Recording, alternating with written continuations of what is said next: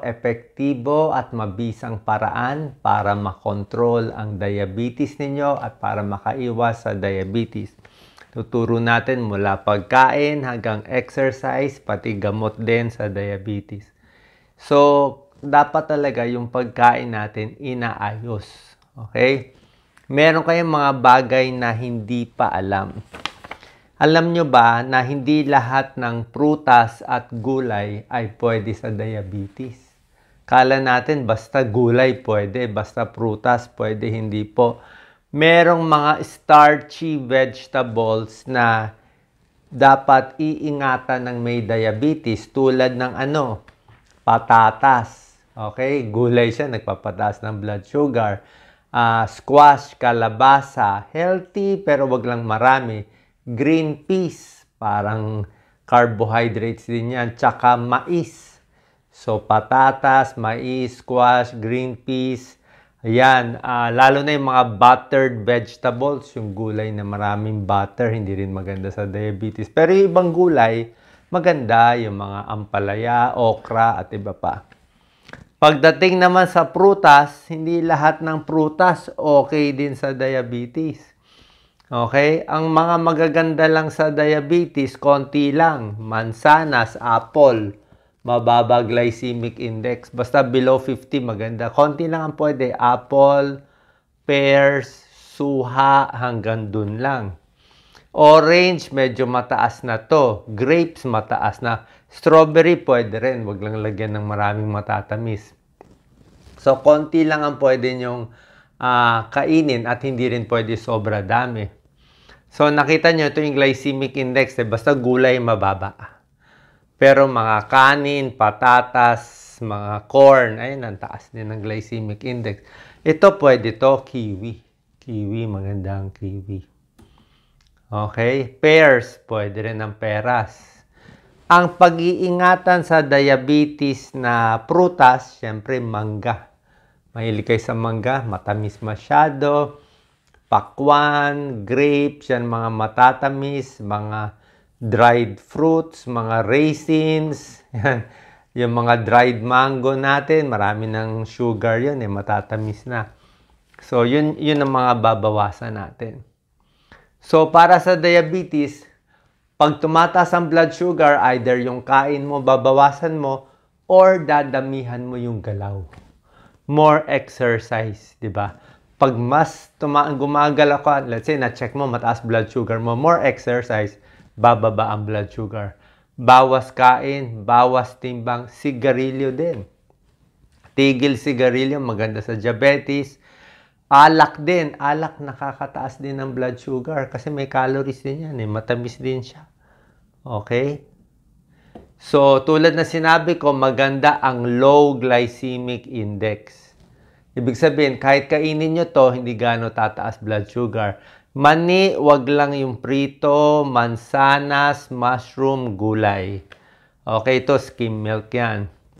Ang medyo iiwasan talaga, ang bawal talaga to, only rice, only bread, pandesal, patatas, rice cake ko, lahat ng gusto ng kababayan natin.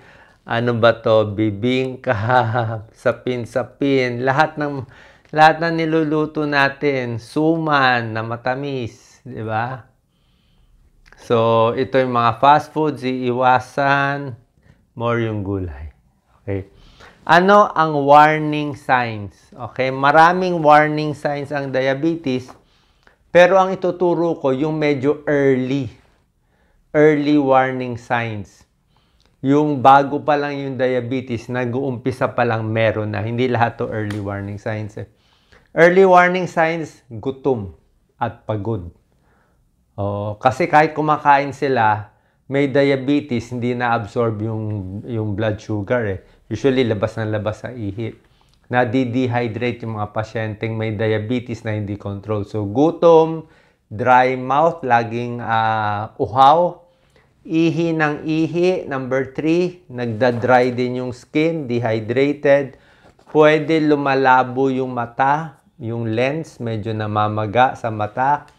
Mga babae, madalas magka-UTI and infection kasi mataas blood sugar, mahina immune system. Yung mga sugat, matagal maghilom. Yung paa namamanhid. Yung ihi nilalanggam. At ito, namamanhid ang kamay at paa. Yan ang mga early signs ng diabetes. Papacheck tayo sa endocrinologist. Weight loss, slow healing, hina ng ihi. Tama ito lahat. Ito ang mga later komplikasyon na. Yung matagal ng diabetes na delikado na. Tulad ng heart attack na, iba na yan. Stroke na, iba na. Kidney failure na, iba na. Fatty liver na, nabulag na, diabetic retinopathy. Ito na yung mga late complications. Okay? Sabi ko sa inyo, kahit anong mga gulay, magaganda lahat yan, makakatulong. Sintomas. Okay. Ang blood sugar natin, ang normal is 99 and below. Wala pang 100. Pag umabot na kayo ng 100 to 125, 100 to 125, ano na yan? Pre-diabetes na yan. Ibig sabihin, mild diabetes, papunta na sa diabetes. Pag lumampas ka na ng 126, may diabetes na. Ito yung fasting blood sugar. So, ito yung tinitignan natin talaga. Pagdating sa gamutan, okay, bago ko ituro yung gamutan, dapat ibang tips pa, di ba? Unang-una, sabi ko na yung mga kakanin.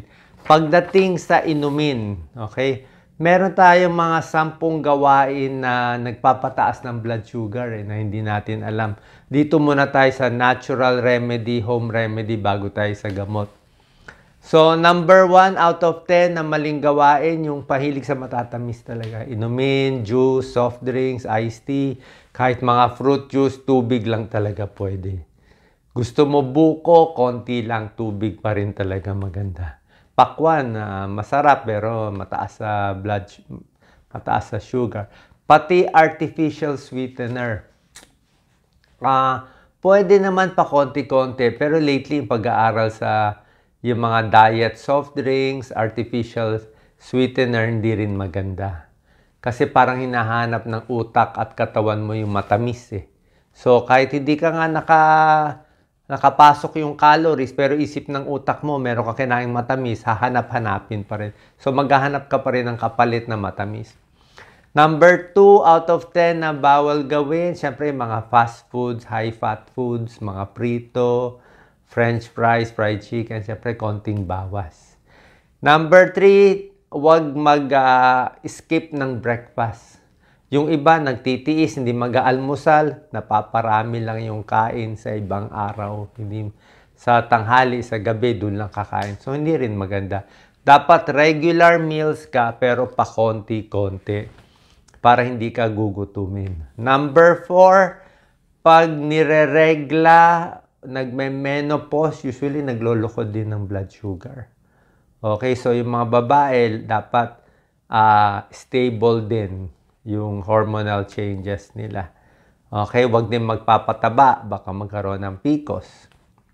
Number 5, tulad na sinabi ko, dapat regular exercise. Dapat gumagalaw araw-araw, nagtatrabaho sa bahay, naglalakad 5,000, 7,000 steps or more para at least hindi yung pataba ng pataba. Okay, kasi pag kulang ka sa exercise, pareho nga kinain mo, nagkulang ka sa exercise, pwede tumaas yung blood sugar mo. Tsaka more exercise, mas maganda daloy ng dugo, mas maganda sa puso, sa utak, mas hindi ka ma-stroke. Number 6 na nagpapataas ng blood sugar, stress. Pag sobrang stress ang isang tao, tumataas yung cortisol. Pag tumaas yung cortisol, nagloloko din yung blood sugar. Mas tumataas. Okay? Kaya mas relax, mas kalmado, mas maganda rin. Number 7, iwas sa pagkakasakit. Diba? Dapat ingat tayo, matutulog ng sapat kasi oras na magkasakit, trangkaso, o pulmonya, o sipon, nagloloko din ang blood sugar. Number 8, bantayan yung mga ibang gamot na iniinom nyo. Baka meron kayong steroids, meron kayong mga supplement, o meron kayong iniinom na ibang bagay na pwede magpataas din ng blood sugar. Number 9, dapat sapat na tulog. Okay? Tulog. Kasi pag kulang ka sa tulog, tataas ang stress level, tataas din ang blood sugar. And number 10, dapat okay ang ipin, dental health. May pag-aaral sila, mas sira ang ipin, mas maraming gum at pamamaga sa gums, mas tumataas yung blood sugar. Okay, so ito yung mga babantayan natin. Pagdating sa gamutan, basically, ang style talaga, huwag kayong maniwala sa mga fake news na sinasabi hindi maganda metformin. Metformin, super ganda. Maganda ang metformin. Marami lang talagang mga fake news ngayon, yung mga AI, mga computer, maraming pagloloko. Sisiraan yung metformin, bebenta yung gamot nila. Pero metformin, yan talaga binibigay ko. Yan binibigay ng doktor, ng endocrinologist. Maganda siya, first line siya. Siya yung unang binibigay sa may diabetes. Bakit? Tatlo effect niya. Dami niya yung uptake ng glucose sa muscle. So maganda yan, bababa blood sugar mo. Yung pag-absorb ng glucose sa bituka, nababawasan. So maganda.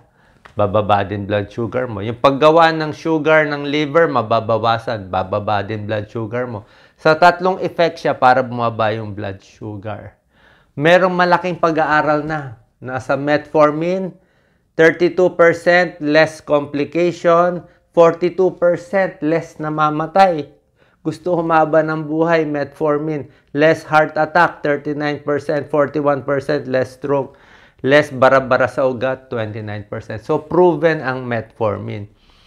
Sino lang ang hindi pinapainom? Meron ding side effect konti, pero karamihan ng tao pwede. Yung mga may sirang-sira na ang kidneys, bawal na. Pag kidney disease, medyo late stage, bawal na. Minsan sumasakit yung tiyan, makabag yung tiyan. So, sa umpisa, pwede may diarrhea, nausea. So, dahan-dahan lang pag-inom or low dose lang. Okay, so kung may naramdaman, papakita nyo sa doktor nyo. Usually 500 milligrams once a day, twice a day, 3 times a day. Mga ganun lang eh. Sa Pilipino hanggang mga 500 milligrams 3 times a day pwede na. Pero sa mga sa mga foreigner, minsan mas mataas pa dosis nila. First line siya. Nakakabawas ng gana kumain, at nakakababa ng blood sugar. Although yung pagbaba niya ng blood sugar, hindi ganun kalakas. Medyo mild lang. Pag hindi nakuha dito sa metformin, dadagdagan ng doktor ng sulfonylurea. Usually ito ginagawa. Ito yung mga glipizide, glycoside, mga diamicron. Yan ang mga binibigay na mga gamot. Mini-diab, yan. Yan ang mga na-discover na gamot. Ayan, ang mga glipizide, glycoside, glimepiride, yan ang mga binibigay. Iba-iba yung mga, ito puro generic lang sinasabi ko. Ito rin bibigay na endocrinologist nyo. Tulad na sinasabi ko, pag mataas blood sugar, binibigay ko sa inyo lahat ng home remedies na magagawa. Pag hindi makontrol, iinom tayo ng gamot. Pero at least, pag ginagawa nyo yung home remedies ko, mababawasan natin yung dosis ng gamot. Okay? Siyempre, bawal isabay sa alak ang gamot. Steroids din, nakakataas din ng blood sugar at iba pa. Finally, ito yung mga home remedies natin. Okay? So, bukod sa mga tinuturo ko sa inyo sa exercise, sa pagkain, maganda may support system, maganda masaya. Okay? Re-reward mo rin sarili mo, healthy mindset, dahan-dahan sa pagkain, stress and anxiety, sapat na tulog, i-check ang blood sugar, and regular check-up sa inyong doktor. Siyempre, yung endocrinologist nyo pa rin ang final say. Yung akin lang na-explain ko para mas makontrol nyo at maalis itong problema natin sa blood sugar. Salamat.